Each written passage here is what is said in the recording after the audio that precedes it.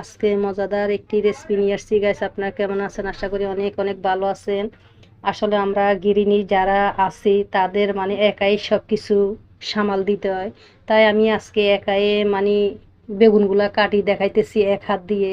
কারণ মেয়েটাও নাই, ছেলেও নাই, মানে কেউ না, আমি বাসার ভিতরে একা। তাই এখন বেগুনগুলো এক হাত দিয়ে কাটি আপনাদেরকে আমি দেখাইতেছি। তো এখানে মাছ আছে, মাছগুলো হলুদ লবণ দিয়ে মেখে তেলের মধ্যে ভেজে নিব।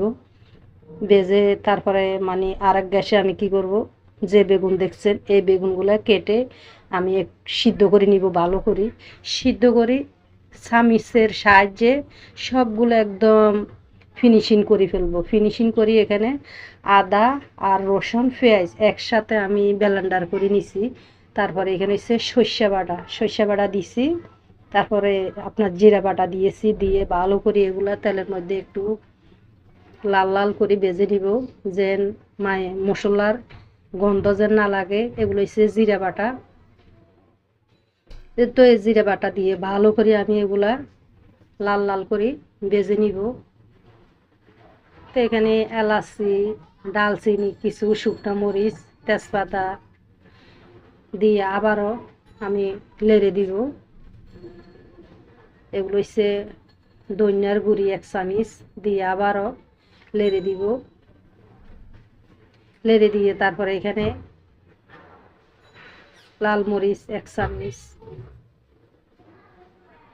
হলুদের গুঁড়ি 1 চামচ,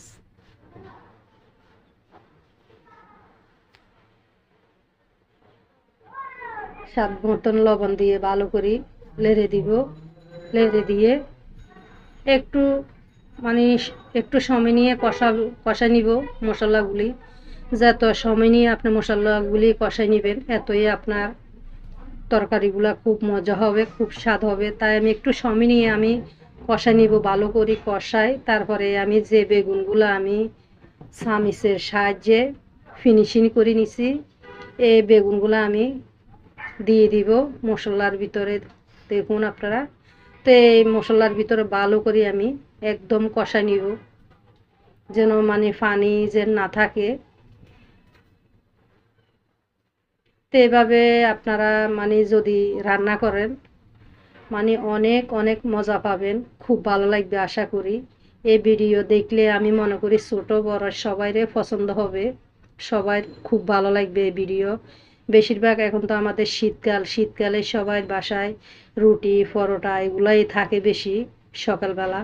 তো আপনি রুটি বা পরোটার সাথে এভাবে আপনি পরিবেশন করতে পারবেন, খুব ভালো লাগবে মাশাল্লাহ।